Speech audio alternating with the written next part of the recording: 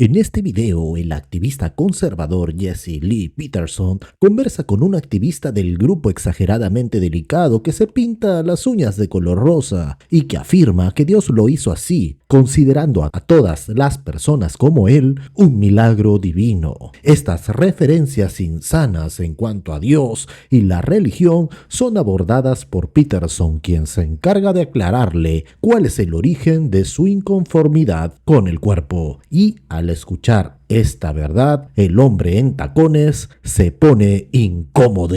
Mira el video y dime qué opinas. So, you're not normal. I mean, being a transgender man dressing in women's clothes and like this and women dressing in men's clothes is not a normal thing.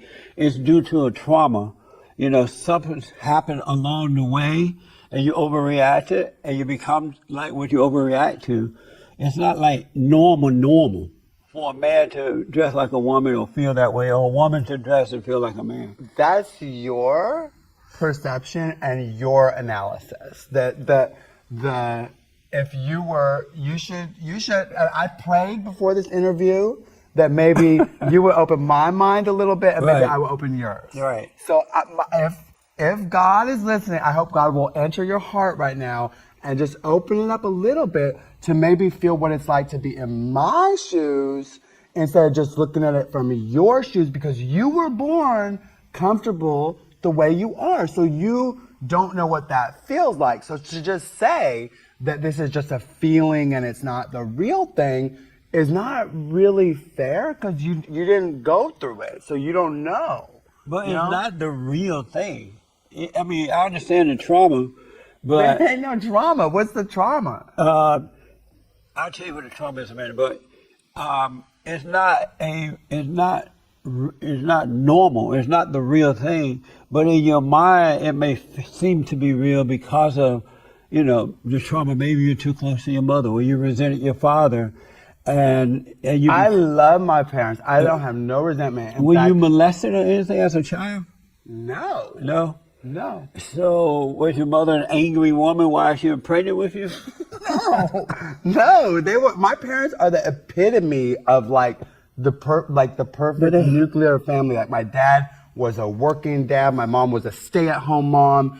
My dad was a very, strong and wonderful man. My dad is an educated. He's PhD. He's engineer.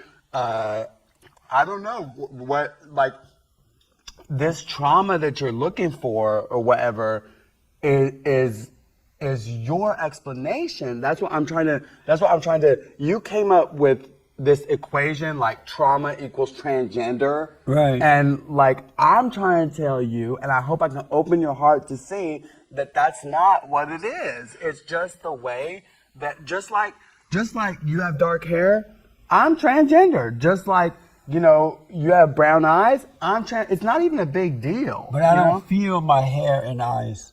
I'm not feeling anything about it. But let me ask, you think would be feeling something about it if the rest of society, if there wasn't one other person on earth with dark hair and dark eyes. In other words, if you were the minority, because transgender, we are the minority, but it doesn't mean it's not normal. You know what I mean? So it's just like an albino person, right? Might feel something about their albinoness because they stand out. But you know why they feel that way, right? Because society will tease them about it, or whatever they do. That person would become angry about it, being treated that way. And the moment you become angry about it, it awakens something inside of you, those emotions. Because in that very moment that you become angry, you're traumatized. And so it awakens those emotions, and now you don't feel like yourself anymore.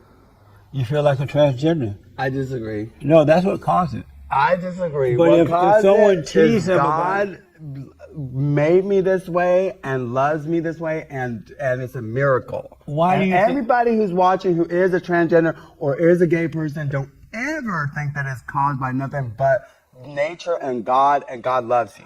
So you think God made you a male, and he would confuse you like that to make you think you're a female? No, see, God didn't confuse me. What confused me was my parents and everybody else telling me that there's something wrong with me And you know what I mean? And that, or, you know, it doesn't confuse me now because I know who I am, but, you know, you telling people that trauma causes, that's what confuses people. Right. But the feelings that people have are who they are. I mean, nobody just, no. Also, Jesse, let me just, one more thing. I hope, pray that this helps you understand. Would somebody really go against everything that you call normal, like all this society, the way people dress, the way people are, husband, wife, the way things are? Would somebody who's growing up and trying to fit in the world really go against all that if it wasn't really the truth of who they were? They would not. They wouldn't go through all that if they knew the truth of what it was. And the reason that they're going through it is because they have not overcome the trauma. And so they in that fallen state, and you do believe that human beings are in a fallen state until they overcome that, right? No. You don't believe human beings are in a fallen state? No. In fact, I think the world is getting better. And the Dalai Lama, when Piers Morgan interviewed him, he asked him, what do you think of the world? Is it getting better? And he said, yes. And the reason is because when you look at the world history, we haven't had a World War III since World War II. There hasn't been a mass. So I think actually a smaller, I do believe some people are in a fallen state. Yeah. Donald Trump, hello. Huh? He's not now. He's not in a fallen state now. He's risen above it. That's why the children of the lie are afraid of him. But let me ask, but you make a good point. In whatever happened to you, the trauma that happened. I can't even come on that. Go ahead. The trauma? The trauma that happened to you caused you to believe that that's who you really are. And because no one at an early age showed you how to overcome that trauma, you grew in that. And then it convinced you that you're not a male, you're a female.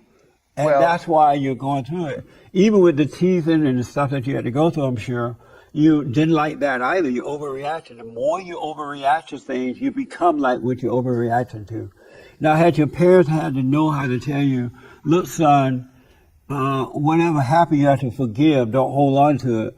That identity would have been taken away from you, that spirit. And then you would have had your boy spirit back. Let's do this right now, Jesse. Since that's the problem, since that's my problem, right? And not just yours, all the men. Tell me what this trauma is so I can overcome it, and let's see if I still want to put this dress on.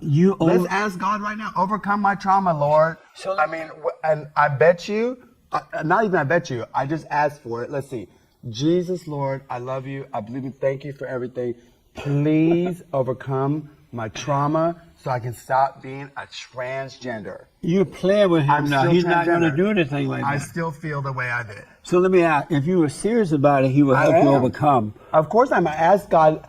See, that's the thing. You don't know how many times, not just me, but millions of transgender people laid in their bed at night, looking at their ceiling, saying, please, God, please. I counsel with people like that. I know what you mean. So I did that. All my life I did that until I finally learned and knew God opened my heart, just like I want to open yours, to let me know that I'm okay.